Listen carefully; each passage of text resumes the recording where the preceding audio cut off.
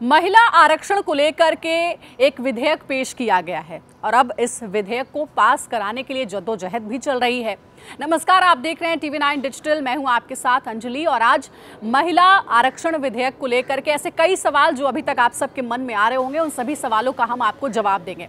तो सबसे पहले जो जरूरी इंफॉर्मेशन है वो ये है कि पिछले 27 सालों में मौजूदा सरकार समेत कुल 4 सरकारों ने ये 11वीं बार कोशिश की है कि इस विधेयक को पास करा लिया जाए। अभी फिलहाल ये विधेयक पेश ही हुआ है।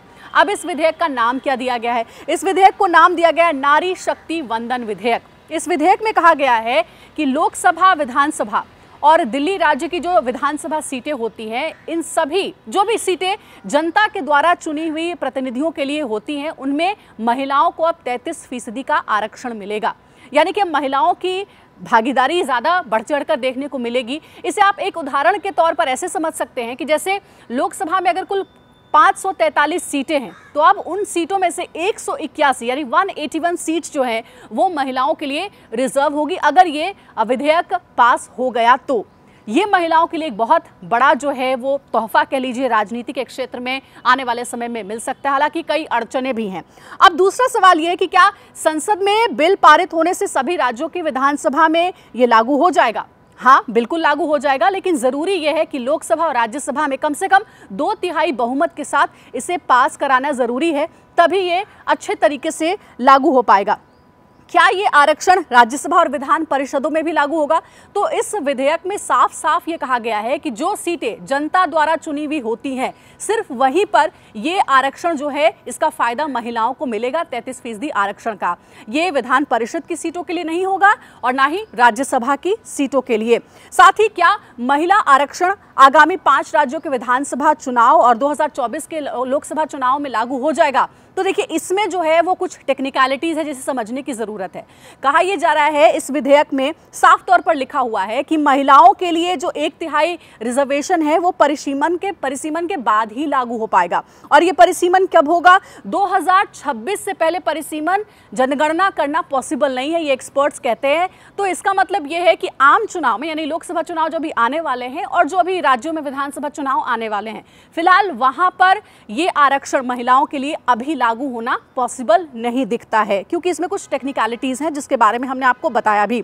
साथ ही क्या महिला आरक्षण हमेशा के लिए लागू हो जाएगा अगर ये विधेयक पेश हुआ और पास हो जाता है तो इसमें भी कुछ टेक्निकलिटीज हैं। कहा यह जा रहा है कि अगर राज्यसभा और लोकसभा दोनों ही सदनों से 2/3 बहुमत के साथ अगर ये विधेयक पास हो जाता है तो 15 साल तक तो ये अमल में रहेगा। लेकिन अगर इसे कंटिन्यू करना है तो फिर आगे रिजर्वेशन जारी रखने के लिए फिर से एक बिल लाना होगा।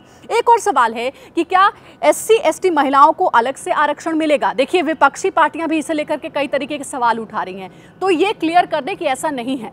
यहाँ पर SC/ST रिजर्वेशन का कोटा नहीं देखने को मिलेगा। यहाँ पर सिर्फ 33% जो है महिलाओं के लिए रिजर्व सीट है, जिससे SC/ST महिलाओं के लिए आरक्षण SC/ST कोटे से ही मिलेगा, उसके अलावा नहीं मिल सकता है। क्या OBC महिलाओं को भी अलग से आरक्षण मिलेगा? ये भी एक सवाल उठ रहा है। नहीं, इस विधेयक में OBC महिलाओं के लिए अलग से आरक्षण का कोई भी प्रावधान नहीं किया गया है। एक और बहुत महत्वपूर्ण सवाल है, क्या एक महिलाओं के लिए आरक्षित 1 से अधिक सीटों पर चुनाव लड़ सकती है? नहीं।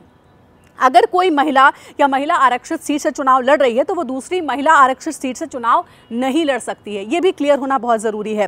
कुछ सवालों की फहरिस्त इसलिए मैंने आप जल्दी से तैयार किए ताकि आप अच्छे से समझ जाएं इन सभी सवालों के जवाब। एक और सवाल है, क्या मौजूदा लोकसभा और विधानसभाओं पर इस बिल का कोई असर पड़ेगा? नहीं, बिल्कुल असर नहीं पड़ेगा।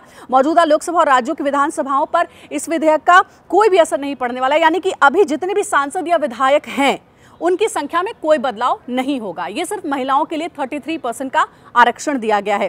क्या रिजर्वेशन बिल लागू होने के बाद महिलाएं केवल आरक्षित सीट से ही चुनाव लड़ पाएंगी? तो ऐसा नहीं है। आरक्षण जरूर 33% का इस बिल में रखा गया है महिलाओं के लिए, लेकिन ऐसा नहीं है कि सिर्फ इसी आरक्षण के तहत ही महिलाएं किसी सीट पर चुनाव लड़ सकती हैं। जिस भी महिला कैंडिडेट को कहीं से भी अगर टिकट मिलता है तो वो वहां पर से चुनाव लड़ सकती हैं।